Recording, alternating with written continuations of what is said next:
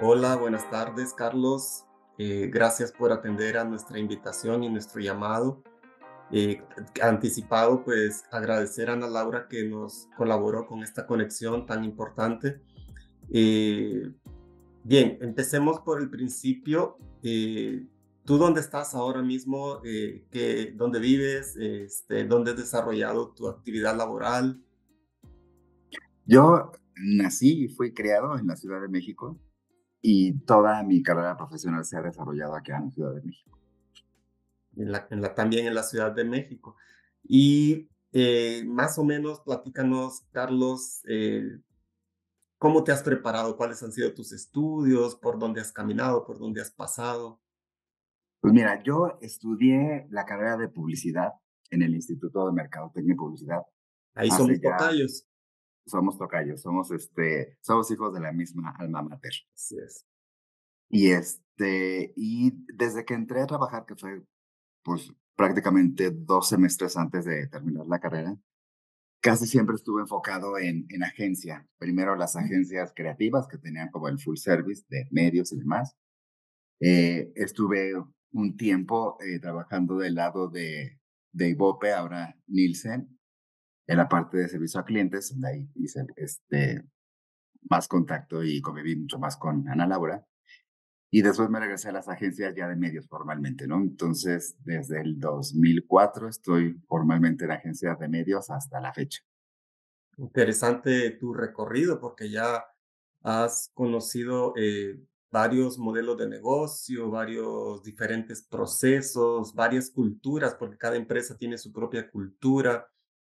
Y me imagino que también te has encontrado con diferentes tipos de anunciantes y de clientes que también tienen sus propias culturas internas. Totalmente. Desde que una de las cosas que a lo largo de los años volteas a ver y dices, creo que viví como una época, una de mi generación, la generación es como una generación que tuvo que enfrentarse a un chorro de cambios y adaptarse a ellos.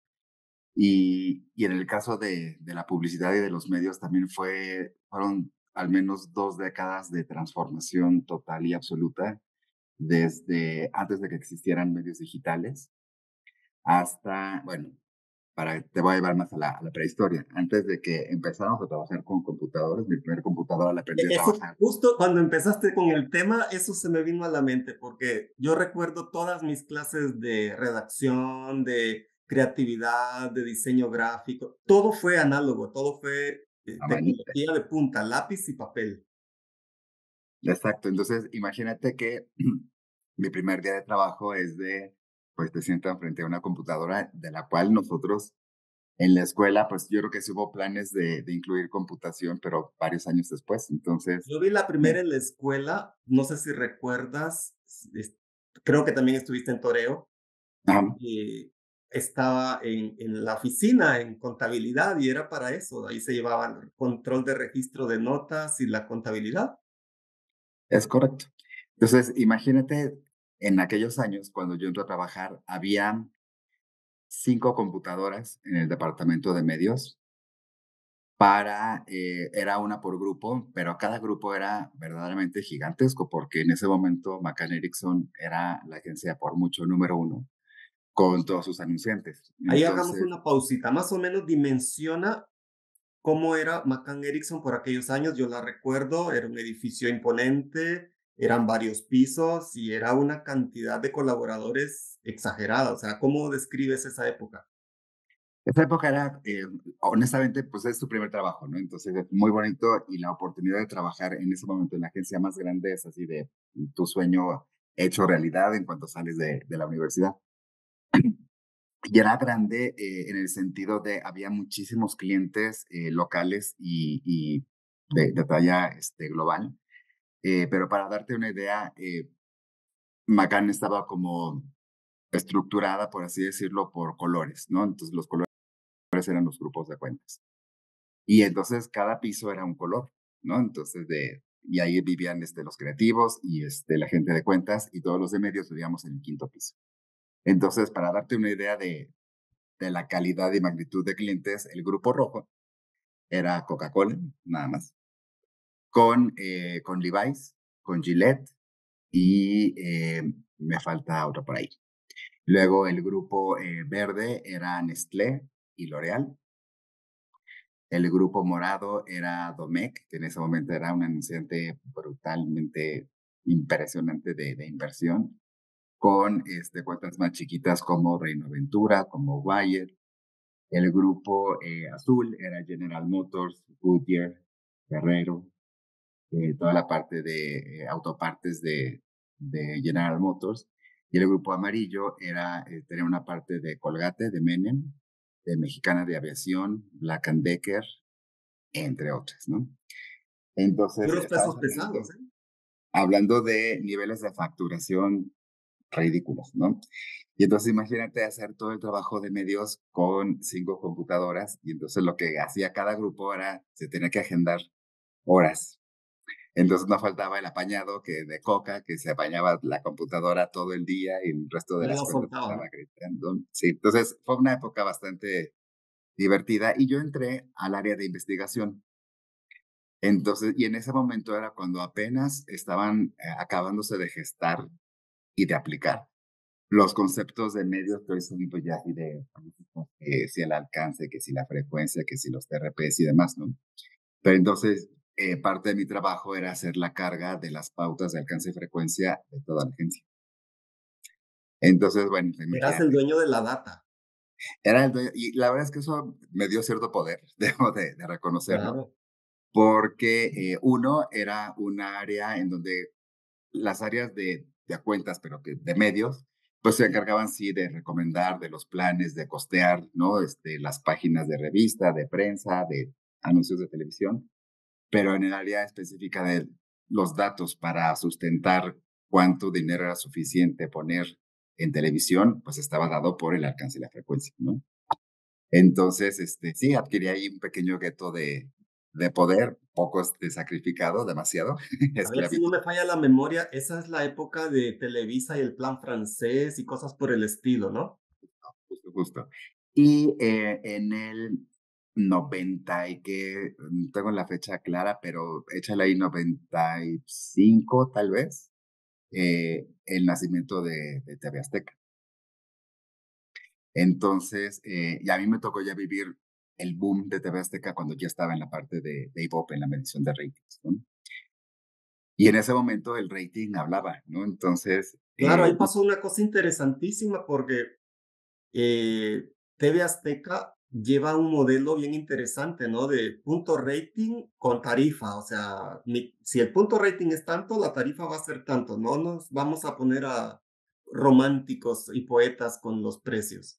exacto, y fue una revolución porque entonces la idea de pagar por la audiencia que tienes se vuelve algo de verdad revolucionario porque Televisa, como bien dices, pues vivía de su plan francés, que es de te doy, inviérteme tanto, te bonifico tanto, y a veces la bonificación ya era más alta de lo que realmente invertías, y era de, pues compras el spot, y si tiene o no tiene rating, pues buena tarde, y hasta ahí me quedo, ¿no? Tal fue la presión que eventualmente también Televisa migró a estos modelos de costo por audiencia. Ellos sacaron hace muy buen rato CPM más que CPR, ¿no? Pero pues estoy hablando de mil años, ¿no? Entonces, había una batalla frontal de las televisoras con sus parrillas de programación.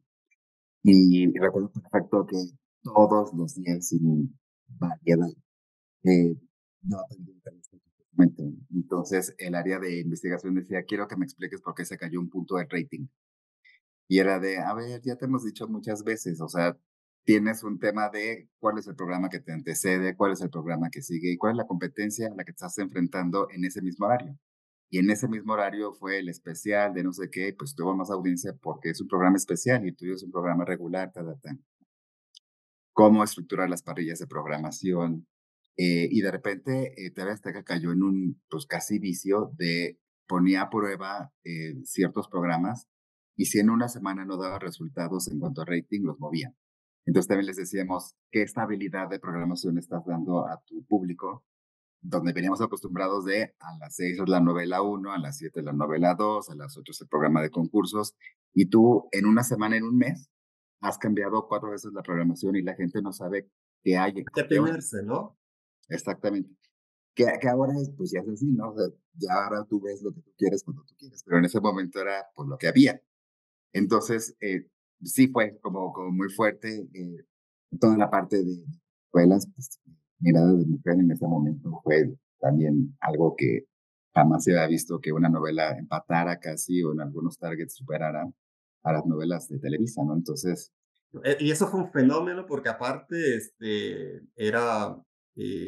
yo me la miré, te voy a ser bien honesto, a mi esposa y a mí nos gustó, nos enganchamos con la historia y puesto fue una muy buena adaptación porque aparte era un guión que venía, si no me falla la memoria, era un guión colombiano adaptado a México y la adaptación y todo funcionó muy bien. excelente elenco, y me pareció uno de los aciertos que también en ese momento tuvo TV Azteca, es que estaban muy bien escritos. Entonces, la temática de las novelas era muy diferente a la típica de Televisa en ese momento de chica pobre, sufre, conoce a ricos, se casa, son felices, ¿no? La mala le va a hacer la La vida imposible. Cenicienta y el remake de La Cenicienta. Correcto. Y después, a lo largo del tiempo te vas conociendo personalidades y existía un porqué de escribirlas así, ¿no? Y la respuesta básica es de el público mexicano tiene necesidad de escaparse de su realidad. Demasiados problemas vive en el día a día y entonces busca este tipo de novelas fantásticas para desconectarse de esa realidad. Y esa era un poco la función que Televisa tenía un poco en mente de entretener, de desconectar, de disfrutar un poco, ¿no? No agregarte problemas, ¿no? Bueno, los medios son de alguna manera un lugar donde tus expectativas, tus anhelos, tus deseos se canalizan y se enfocan, aunque también tiene una función de ser el espejo de la realidad de una sociedad. Para eso son los Exactamente. noticieros, los informativos. Exacto. Entonces, a partir de ahí también se gestaron otros géneros nuevos que hoy por hoy siguen vigentes y además con mucho éxito, que son los unitarios, ¿no? Como La Rosa de Guadalupe, Lo que callamos las mujeres, Lo que dice el dicho, no sé qué. Entonces, que son como pequeñas situaciones de un solo capítulo que no necesariamente van hiladas o seriadas a lo largo del tiempo. Y eso también funciona muchísimo porque, y hoy por hoy, se dice no tengo el número, pero sí se dice que lo que más se ve en YouTube es La Rosa de Guadalupe. A eso te iba, y eso me iba a hacer mención justo del éxito de ese programa, porque a ver, si no me falla la memoria, creo que fue doña Silvia Pinal que crea ese marco en televisión, ¿no? En Mujer, casos de la vida real. Ujú. Mujer, casos de la vida real, y después surge las nuevas versiones, digamos, de La Rosa de Guadalupe, que si no me equivoco, es un espacio que no solamente tiene muy buen rating en México y no solamente tiene una muy buena audiencia en los repositorios de video, sino que a nivel de América Latina también se ha convertido en un producto de exportación para Televisa muy importante y en cada país donde se adopta también tiene un éxito muy importante. Entonces, bueno, pues, imagínate, entonces después de pasar este gran boom de tener ya herramientas de medición para la parte de televisión que en ese momento era, yo he perdido ya un poco de este share de inversión, pero no deja de ser un medio de los más importantes. Entonces ahora empieza a ser medido, ya la planeación se vuelve mucho más sofisticada, porque antes de en lugar de tirar voy a comprar tales anuncios en tal la parrilla, ahora tiene que ser una compra bastante más juiciosa y evaluada y analizada, ¿no? Entonces ya hay elementos objetivos, ya dejas de ser un poeta de los medios y hoy sí los números mandan, ¿no? Entonces aquí se pone interesante todo.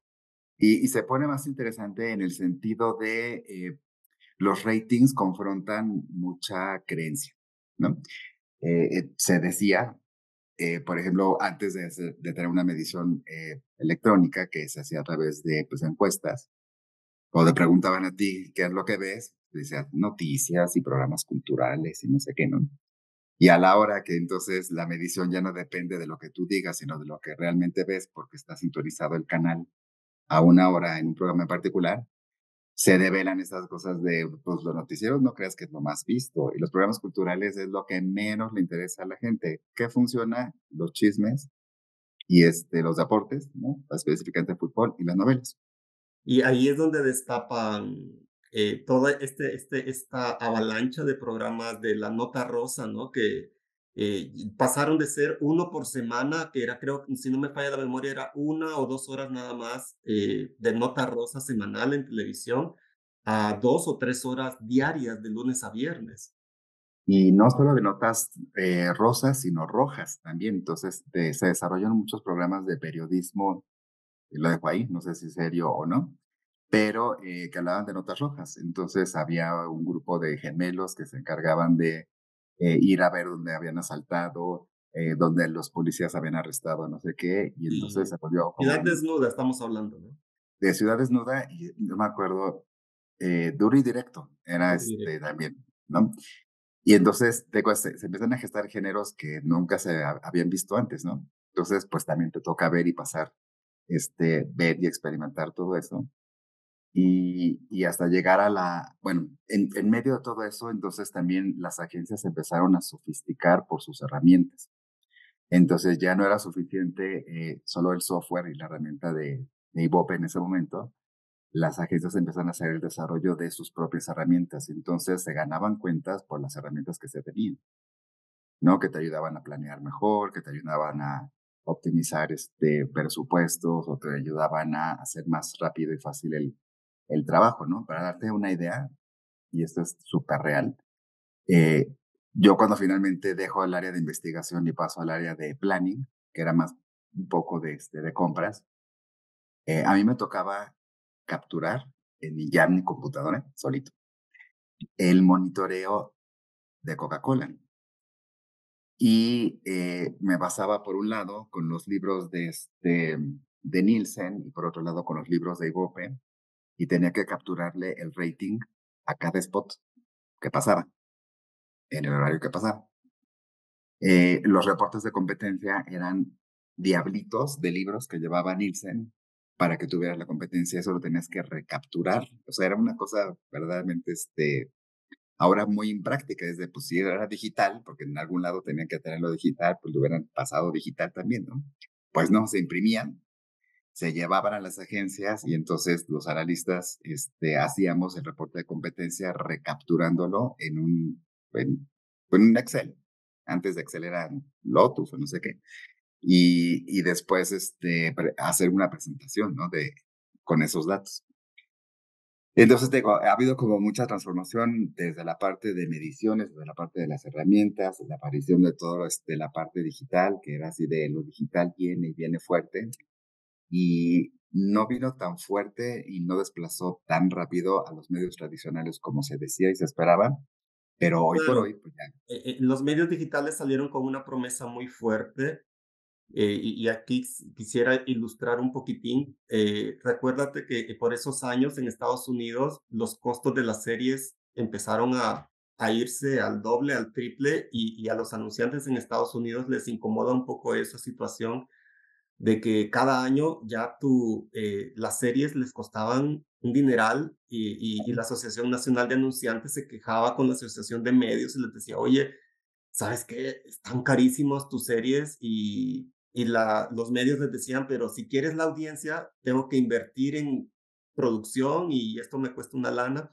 Y la cosa se fue escalando y cuando surge el Internet, los anunciantes dicen, ¿saben qué? Con el Internet nos desquitamos y viene la burbuja de los sitios.com que prometían que iban a superar a la televisión en cuanto a su gestión publicitaria, ventas y demás, o sea, una expectativa muy grande.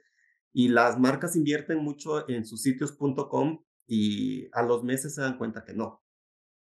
No, y te voy a decir qué es lo que yo particularmente creo que fue lo que pasó. Era un tema de contenido, ¿no? O sea, fue, era muy difícil el desarrollo y la producción de contenido que pudiera pelear con los noticieros y con las novelas y con los partidos de fútbol. Entonces, sí, a veces, sí, pues tú sabes, pulularon cualquier cantidad de sitios.com muy especializados en verticales muy especializadas, que atendían a nichos muy especializados, pero no estaba el contenido que la gente quería seguir viendo, ¿no? Bien, entonces, pues las empresas.com, de alguna manera, cuando revientan la burbuja, pues se dan cuenta que no y hay un nuevo volver a ver qué era lo que funcionaba antes y vuelven a la tele, ¿no? Y la tele se vuelve a convertir en ese refugio de los anunciantes que dicen, bueno, ahora nuestro presupuesto ya no lo vamos a partir entre Internet y los medios que sí nos funcionan y vamos a apostar por la televisión nuevamente. Y Claro. Me toca ver este salto, a digital y empezar a ver entonces el desarrollo de, pues, todo las diferentes plataformas que ahora conocemos, ¿no? Porque entonces, al final, pues, te basabas principalmente, prácticamente en display, ¿no? O sea, no había, aunque hubiera el formato de video, había muy pocos devices que soportaran el video. claro, aparte la red de Internet, que empezaba, tenía un ancho de banda que apenas podía con números y letras, ¿no? O sea, mover imágenes y mover video era creo que para esos días era como impensable, pues, o sea, sabíamos que Claro. estaba lejos. Y dependías 100% de un Internet alámbrico en ese momento El también. de cable de cobre, la línea telefónica, Exacto, el y con el módem. módem, así que hacía ruido para conectarse y tal. Eso. Todo esto es historia antigua, chicos, pero es muy interesante saber que, que las cosas no surgieron espontáneamente, pues hubo un proceso, fue un paso a paso. Como bien dice Carlos, nosotros llegamos a la oficina, a nuestro primer trabajo, y ahí estaba una computadora y no sabíamos qué era eso. Interesantes todos esos cambios y bueno, y, y todo este aprendizaje que tú fuiste escalando, pues de imprimir los datos, de luego hacer exposiciones para informar a tu equipo. eh, Obviamente hubo más fuentes de información, Carlos. Me imagino que pasaste de tener un único estudio a tener varios estudios y eso te dio la oportunidad de tomar mejores decisiones y desarrollar un pensamiento más estratégico. Exacto, por lo menos, desarrollar un pensamiento, ¿no? Porque antes era como, tal vez, bastante mecánico, si quieres verlo así, ¿no? Comprar lo mismo siempre, y ahora tener un racional de por qué, uno, recomiendas algún medio, y dos, cuál es el valor que le vas a dar, y tres, cómo lo vas a medir, ¿no? Entonces, aquí el tema de la medición se volvió algo súper, súper importante, y a partir de ahí se organizó el Comité de Investigación de Medios en México, y se preocuparon por asegurarse que la medición de televisión fuera de la forma correcta, estadísticamente representativa, y se pasaban literal exámenes profesionales con estándares o sea, sigue existiendo el MRC, que dictaba cómo se tenía que hacer la medición, no solo de tele, sino hoy por hoy también tiene intervención en todos los temas digitales. Interesante, eso quiere decir entonces que como industria tomamos decisiones a favor de tener una data limpia, sana, confiable. Confiable. eh, nunca perfecta, eso lo tenemos claro, son procesos estadísticos, por ahí va a haber algún susillo, pero más confiables, cada vez más confiables, y eso te sirve a ti para recomendar y para validar tu trabajo de día a día. Correcto. Y fíjate que platicando, hoy por hoy también pertenezco a un comité de personas que hemos trabajado en el medio en diferentes áreas, y hay un proyecto de lanzar como una maestría, se llama la maestría en contenido y entretenimiento, en donde va a haber encajado un módulo de medios. Y una de las cosas que decíamos, te estoy hablando de personalidades brutales, brillantes de la estadística, pero decíamos, o sea, hoy por hoy la gente toma decisiones con 4 likes, ¿no? Y entonces cuando en aquel entonces te decían, es que yo no creo que sea representativo y no sé qué, y cuál es tu número mínimo de casos y la variación estándar y tal, hoy por hoy eso nadie se lo cuestiona. Entonces se perdió muchísimo este rigor de tener una medición correcta y tomar decisiones a partir de bases, sólidas, ¿no? Y es un poco el espíritu de esta maestría, recuperar un poco la sustancia de, a ver, o sea, midamos bien para que tomamos decisiones de forma correcta. O sea, de verdad, 4 likes no son representativos, ¿no? Y no cambian la historia y no cambian la industria ni el destino de las marcas, ¿no? Y bueno, eh, estuviste entonces expuesto a una serie de tecnologías, desde las análogas, entraste al mundo de las tecnologías digitales, a nuevas herramientas de medición, a, a una etapa en donde quizá tu función como especialista de medios ya tenía herramientas para trabajar más a gusto, donde te sentías más cómodo recomendando a tus clientes qué hacer. Y aquí es donde yo quiero aterrizar un poquito. ¿Cómo utilizas todo este aprendizaje, estas herramientas para hacer recomendaciones que resulten estratégicas en el desarrollo de las marcas de tus clientes? Ya vamos a tocar que hay un pleitito por aquí, hay como entre el día a día que está dado por las ventas de nuestros anunciantes, que al fin de cuentas ese es el negocio que queremos hacer crecer, eh, pero también trascender un poco en el tiempo de que tu trabajo de especialista de medios permita que la marca crezca, que la marca tenga notoriedad, que la marca esté asociada a valores que le permitan crecer entre las audiencias. Eh, ¿Cómo haces tú, para jugar con eso de el rating, las ventas, pero también, la notoriedad y que mi marca esté entre las 10? Sí, ahí intervino también una época también creo que de gloria de la investigación, porque eh, lejos de sustentar el tema de los medios, de cómo, cuándo y por qué, y sobre todo en temas de alcance, o sea, con esta pauta de televisión o de radio voy a alcanzar a tantos miles de personas de mi target, ¿no? Entonces se limitaba un poquito esta parte de, los alcanzo y después ya entraron temas de la frecuencia, de, bueno, cuántas veces es suficiente, no sé qué, dónde se desperdicio, de tal. Sin embargo, en ese momento empiezan a cruzarse los estudios de salud de marca en donde empiezan a medir literal, o sea, cuál es la marca que más recuerdas, tu top of mind, tu share of mind, y a partir de ahí se empieza a construir el funnel que conocemos hoy por hoy desde la marca de conocimiento sobresaliente, cuál consideras, cuál te comprarías y a cuál te vuelves leal, ¿no? Por ponerlo en una forma súper simple. Entonces, lo que hace estos estudios de investigaciones empiezan a cuadrar un poco las inversiones y las métricas. Entonces, lo que hacen ellos es decir, bueno, fíjate entonces tú, como tu marca dejó de anunciarse, se te cae el awareness, se te cae no sé qué, marca fulana empieza a hacer no sé qué, te roba el awareness.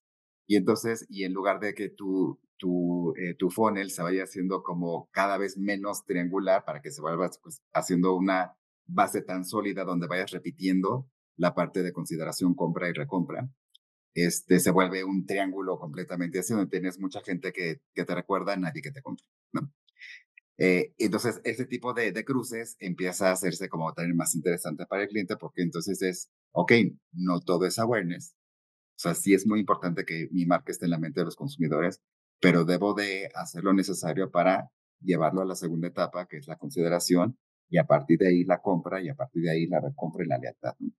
Entonces, ya con eso empiezas a hacer también como ciertas inferencias para decir, bueno, entonces ya sabemos que en el caso de televisión debemos de tener mínimos de DRPs de tanto. ¿Para qué? Para mantener la recordación. Y empiezas a cruzar toda esta información que también tiene más relevancia para el cliente, no solamente hablar de alcance, sino decir, bueno, realmente de aquí, ¿cómo voy convirtiendo hacia la parte de la compra? ¿No? Que capitalice todo ese esfuerzo, que se capitalice y que se convierta en compras, que es al final de cuentas la compra del producto es la que va a construir el presupuesto con el que tú vas a poder mañana venir y recomendar y continuar, ¿no? Y al final lo que tenemos es un ciclo virtuoso. Exacto. Y ahí también pues, te enfrentas con diferentes situaciones. Tal vez de los peores escenarios es la marca más recordada y menos comprada, ¿no? Entonces ahí es de, el cliente te dice, ¿qué hago con esto? Y entonces ahí es cuando también se empiezan a poner los retos interesantes para decir, bueno, entonces, bueno, qué bueno que ya te recuerde absolutamente todo el mundo prácticamente, pero ¿qué es lo que les falta para para dar el siguiente paso? Y entonces ahí también empiezas a construir temas de mensaje, ¿no? Entonces no solamente es decir estoy aquí, sino decir estoy aquí por algo, te ayudo a ti en algo, te ofrezco estas ciertas condiciones, lo que sea, cualidades, atribuciones de producto, para que entonces, lejos de recordarla, ahora puedas voltear a considerarla, ¿no? Y bueno, en los minutos que nos quedan, me gustaría un poquito que nos pudieras platicar, Carlos, sobre este tema del pensamiento estratégico, de cómo, bueno, como ya nos has platicado, pues tenemos mucha información y posiblemente uno de los problemas más grandes con los que nos estamos enfrentando hoy, eh, que es un buen problema, pero es muy diferente a hace 20 años atrás o 30 años atrás, donde la información era escasa y tenías que tomar decisiones muy serias con poca información. Hoy la cosa está al revés, la pirámide es al revés. Ahora tienes montañas y montañas de datos con qué tiempo analizas y con qué tiempo meditas esa lectura de esos números. ¿Ante qué nos enfrentamos actualmente a nivel del pensamiento estratégico? Sí, como bien mencionas, antes de lo que se carecía era de información, ahora estamos sobrados de información, pero también hablamos ayer también de no toda la información es relevante, ¿no? Entonces también tienes que tener ahí cierto criterio de, y digo, y no solo mío, ¿no? De equipos, de decir qué sí sirve, qué no sirve, para ayudar a solucionar un problema, porque al final cuando tú recibes un brief, lo que te está planteando el cliente es un problema que te está pidiendo ayuda para solucionar. Entonces, en la medida en que tomas la información correcta para entender de lo primero, el básico A, es dónde estoy parado en mi situación del mercado, con mis audiencias, con mi marca, con mi comunicación, con la cultura.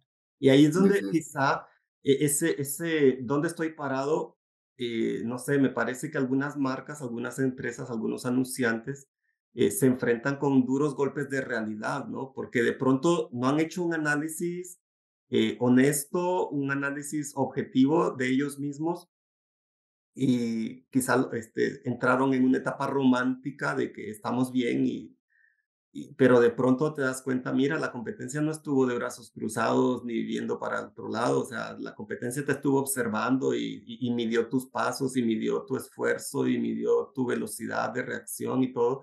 Eh, y se metió entonces, por un huequito que tú no lo tenías ni medianamente visto, no la viste ¿no? venir y ya te alcanzaron o están muy cerca. Y, y nos pasa muy seguido, ¿eh? Por ejemplo, con algunas marcas en donde dicen, ¿me puedes explicar cómo este competidor con cero inversión publicitaria puede haber crecido como creció en ventas? Y es también ahí, es cuando dices, bueno, pues yo no tengo el marketing plan y ustedes saben más de cuestiones de elasticidad de precio, de distribución y tal, ¿no? Entonces, cuando empiezan a hacer este análisis, te dicen, pues sí, se nos colaron por las visitas médicas, se nos colaron por los eventos, no sé qué. Y se decía esto, pues no lo teníamos nosotros contemplado y en mente. Entonces, al final, pues regresando a este punto es donde estoy parado yo con respecto a mi entorno de competencia, insisto, de cultura, del consumidor y todo eso. Y a partir de que entiendes eso, también eventualmente dice, pues es que estos cuates llegaron a audiencias nuevas, ¿no? Supieron estudiar muy bien en dónde estaba la necesidad y le buscaron y le encontraron. Y fue una audiencia chica, pero bastante ritual, ¿no? Es cuando hablamos, por ejemplo, de qué prefieres, tener un volumen alto con, con ventas bajas, ¿no? A nivel de valor, o vender mucho, aunque sean pocas unidades. Entonces, sí, qué padre que seas el rey del volumen, si vendes muchas botellas, pero hay quien dice, yo prefiero ser el rey del valor, prefiero vender pocas botellas carísimas y ese es el dinero que sí está entrando, ¿no? Claro, claro, o sea, y ahí es donde es muy diferente. Los medios son buenos distribuidores de consejos cuando son productos masivos. Eh, y ahí te puedes, pues son herramientas que te van a ayudar mucho, pero posiblemente no todos tus esfuerzos los tienes que apuntar a medios eh, si no eres un producto masivo. Interesante, ¿no? Yo creo que ese es uno de los roles más desafiantes a nivel estratégico, tratar de comprender a una persona del público objetivo que está muy lejos de tu estilo de vida, de tu cultura y de tu día a demás. día. Pero sin embargo es tu trabajo, o sea, y ahí es donde la data, los números, te pueden ayudar a resolver eso. Es correcto.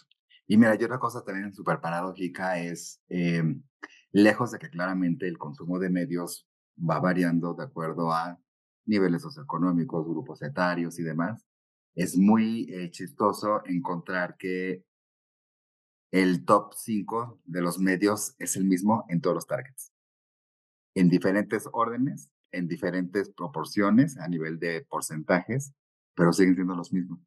Entonces, al final es de, pues sí, o sea, si yo planeo algo para un insecticida y relojería de lujo, los medios son los mismos. Entonces, ahora lo que tienes que trabajar es qué hago para hacerlo diferente, ¿no? Entonces, si es un tema de formatos, si es un tema de hacer un mejor targeteo de estas audiencias, pero es curioso que al final el top 5 prácticamente se replica en absolutamente todos los targets. Interesante, ¿no? Interesante, cómo se viene a confirmar quizá cosas que tú pudiste haber solamente intuido, que Exactamente. te pudiste haber imaginado, ay, me parece, pero bueno, ahora aquí están los números y esto no es que me Exacto. parece. Y digo, ya también cuando lo abres a nivel de vehículos, ya hay otras variables, ¿no? Que te ayudan a identificar géneros, horas de exposición, tipo de contenido y tal. Entonces ya te dan herramientas para hacer un pulido de esto, pero pues partes de la misma base, ¿no? Excelente, tremendo.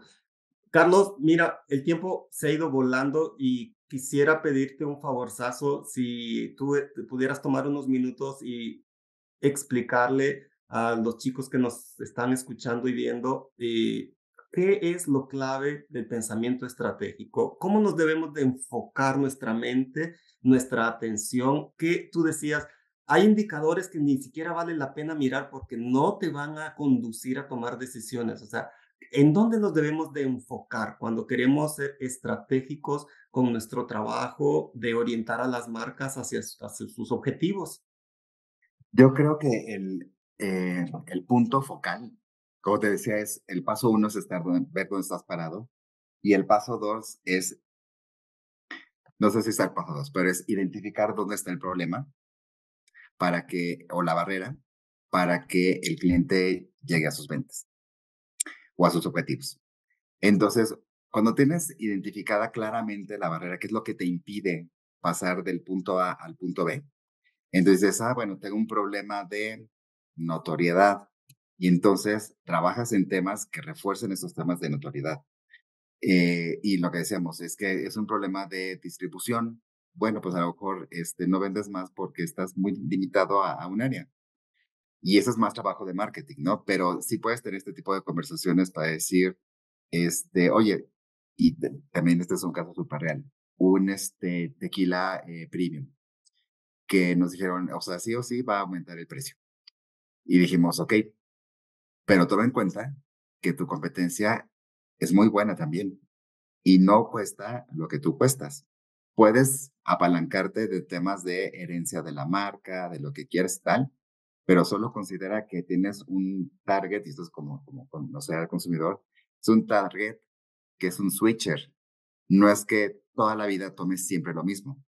Y tú lo puedes ver en tu vida real. O sea, es de, pues un día te puedes tomar una cerveza y un día dices, me voy a tomar un súper buen whisky para una ocasión especial, pero tu whisky de todos los días, por así decirlo, es una marca tal vez de gama más baja. Entonces, entender que la gente no toma siempre lo mismo fue algo como también muy importante para decir, ok, o sea, la gente no tiene mayor tema en cambiarse a la siguiente marca que es igual de buena en sabor, pero bueno, entonces voy a construir sobre otros atributos. Y ese tipo de conversaciones son las que se vuelven como interesantes porque, insisto, es como entender cuál es el problema para que llegues a ese lado y te centras en solucionarlo. Claro, porque el peor error es identificar mal un problema y proponer una solución que no está resolviendo nada. Es correcto. Entonces, para mí eso es el arte magia de la persona de estrategia, entender exactamente cuál es el problema para llegar a los objetivos del cliente. Y entonces, la propuesta que haces es la estrategia. Vamos a hacer esto así, así, así, así, en estos tiempos, de esta forma, con estos targets, con estos presupuestos, con estos medios. Y entonces la gente dice, ok, me estás diciendo cómo solucionar este nudo que tengo aquí. Y suena fácil, súper fácil decir, bueno, pues ¿cómo le hago para llegar del punto A al punto B? Pues línea recta, ¿no? Luego te das cuenta que hay demasiado bache en el camino y dices, bueno, no está tan sencillo. Y como te decía ayer, o sea, el hacer estrategia es como un músculo que tienes que empezar a desarrollar y a desarrollar y a desarrollar. Es muy difícil, porque no dudo que haya personas brillantes, pero es muy difícil que una persona que en su primer intento salga con una estrategia brillante, ¿no? Que le atine a todo. Que la tiene absolutamente todo y que además también una de las cosas que de repente la parte estratégica se queda limitada es que te presenta la solución, pero no acompaña a la parte de la implementación. Entonces, de repente, personas que trabajan con nosotros del lado de estrategia nos dicen, bueno, oye, y de todo lo que se presentó al cliente de entonces, que si el evento y tal, tal, tal, tal, es de, pues no, no se hizo.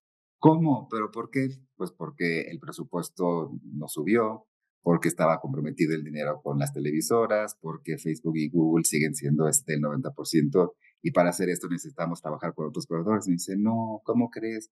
Pero si le había encantado, sí, pero pues no se ejecutó. Entonces, ¿y cómo llegar a sus objetivos? Pues muy probablemente no llegue. Entonces, es también como muy frustrante la parte de, creo que te di como el santo grial, ¿no? El camino iluminado para que llegues. Y hay muchas cosas en el camino que se atraviesan que pues no siempre ven ejecutada esa brillante estrategia, ¿no? Claro, ¿no? A mí me pasó siendo anunciante que llegaba y el presupuesto estaba súper comprometido, el 70% del presupuesto estaba comprometido con cosas que no eran marketing ni publicidad.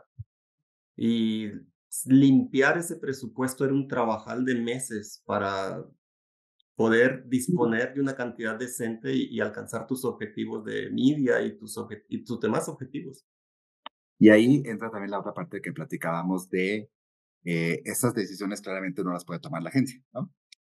Y de repente falta un poco de valor o de agallas de tomar decisiones importantes. De decir, si esto no sirve, esto se va. Oye, pero esto tenemos 19 años haciéndolo por no sé qué y si ayuda porque el señor no sirve, se van. Muy pocas son las personas que pueden tomar este tipo de decisiones tan tajantes para, como dicen, hacer las cosas diferentes y esperar un resultado diferente, ¿no? Correcto. Muy bien, Carlos. Carlos, nos platicaste tus orígenes y bueno, coincidimos en el centro de estudios en donde nos formamos en publicidad. Y actualmente, cuéntanos, ¿a dónde te ha llevado todo esto? ¿Qué estás haciendo? ¿Cómo es tu equipo de trabajo? ¿Cómo es tu día a día? Me platicabas de que tu actual rol, tu actual puesto se llama Business Lead. Business Lead. Y Que es un nombre ahí rimbombante, que al final también es como un director de grupo de cuentas, si quieres verlo así. Y tiene como dos particularidades. Una es, te haces cargo de un grupo de cuentas, ¿no? Entonces, y de ahí tienes entonces equipos, en el mejor de los casos, dedicados a atender esas cuentas. Entonces, tú ves una marca de una categoría o un cliente de cierta categoría y tal. Y al final lo que hace, mi posición tiene un rol como muy chistoso en el sentido de que ves todo y nada, ¿no? Porque si te enfocas en las partes y en las reuniones importantes de donde se toman este tipo de decisiones y tratar de asegurarte que los equipos sigan esas recomendaciones que se hicieron en forma, entregables, que haya innovación, que hay tal. Pero hay una parte también súper importante del business lead, que es hacia adentro de la agencia, porque la agencia también tiene objetivos. así La es. agencia también tiene La agencia finanzas. es un negocio que necesita tener Exactamente. utilidades, que necesita crecer. Entonces, el business lead también lo que hace es, así como el director de cuenta está como muy enfocado hacia la parte de su cliente, ¿no? Y nosotros también nos encargamos de ver nuestra agencia como negocio. Entonces, también cuando nos suben los presupuestos, cuando nos dicen tienes que vender inventario propio, tienes que llegar a no sé qué, tienes que llegar a que tu cuenta sea rentable, porque entonces el dinero que se gana de fee se nos va únicamente en pagar equipo, no hay profit, tienes que buscar el profit por otro lado. Entonces, tiene también un rol muy importante hacia adentro de la agencia, ¿no? Y hoy por hoy, ¿tú qué dirías en general, quizá, no de manera particular en el lugar donde tú te encuentras ahora mismo, pero en general, ¿cuáles crees que son los modelos de negocio que le van a servir a las agencias especializadas y a las agencias de servicios completos o full service mantenerse y seguir creciendo? ¿Cuál sería como tu pronóstico? No sé, yo, la verdad es que me parece la pregunta del milenio y muy particularmente, y perdón por sonar súper fatalista, yo creo que si seguimos con estos modelos, eh, va a llegar un momento que va a ser insostenible. Y entonces vamos a llegar a una crisis en donde la parte buena de las crisis es que se tiene que romper algo para que se replantee. Hoy por hoy se están buscando formas diferentes de negociar incluso con proveedores sobre volumen, sobre tal, para que entonces no solamente ganemos de lo que nos pagan los clientes, sino recibir fuentes de ingreso de otros lados, de negocios internos, incluso hoy por hoy, por ejemplo, el grupo también tiene servicios de asesoría. No los hace el equipo de regular que trabajamos con los clientes, ya son equipos súper especializados en donde van con los anunciantes o van con los propios medios y les dice, oye, ¿qué tal que te vendo un modelo que te explique, ta, ta, ta, ta, ta? ¿Estarías dispuesto a pagarlo? Y hay medios que dicen, sí, porque yo también ya no soy donde estoy parado. No estoy seguro con quién estoy compitiendo, porque es como muy fácil si estás en el medio exterior, decir, bueno, pues compito con Clear Channel y compito No, estás compitiendo hasta con un punto com, eventualmente, ¿no? Interesante. Bueno, todavía seguramente vamos a ver muchos cambios. Eh, Pudiéramos platicar 2 horas más, pero Seguro sí. creo que, lo vamos a dejar para una segunda o tal vez hasta para una tercera parte. Ha sido muy agradable todo este tiempo que nos has podido dedicar, Charlie. Una vez más, gracias Ana Laura por, atinaste, recomendando, a Charlie. Me encanta, no saben los chicos de mi background, pero me encanta encontrarme con alguien que salió de la misma cantera que yo, de la misma escuela, que estudiamos lo mismo, y poder tener la oportunidad de compartir con nosotros esta tarde. Así que, bueno, no sé a qué horas nos estés viendo, pero eh, espero que estos minutos, esta conversación te hayan servido y te ayuden un poquito a valorar las herramientas, el pensamiento estratégico y en los tiempos que estamos viviendo, donde estamos parados y lo que pudiera venir más adelante en el mundo de la publicidad, de los medios y del marketing. Agradecemos un montón a Carlos Encantado de la vida, de verdad. y Muchísimas ojalá gracias. que hayan otros pretextos y otras oportunidades para volver a platicar pronto. Me dará muchísimo gusto. Muchísimas gracias. Hasta luego, que estés bien. Un abrazo, cuídate mucho. Chao.